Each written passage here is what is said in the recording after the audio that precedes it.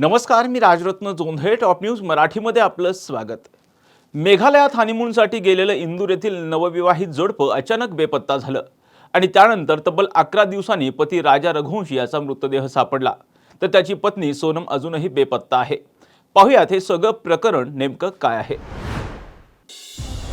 राजा रघुवंशी आणि सोनम यांचं लग्न 11 मे रोजी इंदूरमध्ये झालं आणि त्यानंतर 20 मे रोजी हे जोडपं हनीमूनसाठी मेघालयाला गेलं. पोलिसांनी दिलेल्या माहितीनुसार हे जोडपं 22 मे रोजी भाड्याने घेतलेल्या स्कूटरने मावलाखियात गावात पोहोचलं आणि तेथून 3000 पायऱ्या उतरून नोंगरियात गावात पोहोचलं आणि तेथून 3000 पायऱ्या उतरून नोंगरियात गावातील प्रसिद्ध लिव्हिंग रूट ब्रिज पाहण्यासाठी गेलं. त्यानंतर एका होमस्टेमध्ये ते रात्रभर राहिले आणि 23 मे रोजी सकाळी निघून गेले, पण काही तासानंतर ते बेपत्ता झाले. 24 मे रोजी शिलाँग सोहरा रस्त्यावरील एका कॅफेजवळ त्यांची स्कूटर सोडून दिलेली आढळली. त्यानंतर पोलिसांनी स्थानिक ग्रामस्थांच्या मदतीने शोध सुरू केला. त्यानंतर ड्रोनच्या सहाय्याने पोलिसांनी या जोडप्यांचा शोध घ्यायला सुरुवात केली. पण 11 दिवसानंतर राजा रघुवंशी याचा मृतदेह नोंगरियाट गावापासून 20 किलोमीटर अंतरावर असलेल्या वेई सोडांग धबधब्याजवळ 100 फूट खोल दरीत आढळला.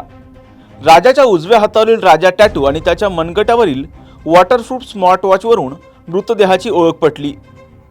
घटनास्थळावरून एका महिलेचा पांढरा शर्ट, पेंट्रा 40 औषधाची पट्टी, तुटलेला मोबाईल फोन, LCD स्क्रीन आणि स्मार्टवॉच पोलिसांकडून जप्त करण्यात आलं. पूर्व खासी हिल्सचे पोलीस अधीक्षक विवेक सिंह यांनी दिलेल्या माहितीनुसार पीडितेचा मोबाईल फोन आणि हत्येत वापरलेलं हत्यार जप्त केलं आहे. हे एक नवीन हत्यार होतं. या हत्याराचा वापर फक्त या गुन्ह्यासाठी करण्यात आला होता. हा खून होता यात शंका नाही. ज्या ठिकाणी शस्त्र आणि फोन सापडला त्या परिसरातच मृतदेह आढळून आला आणि त्यामुळे हा गुन्हा परिसरात घडल्याचं दिसून येते, अशी माहिती पोलिसांनी दिली. या घटनेनं संपूर्ण परिसरात एकच खळबळ उडाली असून या घटनेमुळे अनेक प्रश्न आता निर्माण झालेत. राजा आणि सोनम सोबत नेमकं काय घडलं? सोनम कुठं आहे? तिच्यासोबत काय घडलं? या प्रश्नांची उत्तरं पोलीस शोधत आहेत. सध्या पोलीस सर्व शक्यतांचा विचार करून तपास करत आहेत. घटनास्थळावरून मिळालेले पुरावे आणि साक्षीदारांची माहिती यांच्या आधारे सत्य शोधण्याचा प्रयत्न पोलीस करत आहेत. तर राजा रघुवंशी यांच्या कुटुंबियांनी या प्रकरणाची CBI चौकशी करण्याची मागणी केली आहे.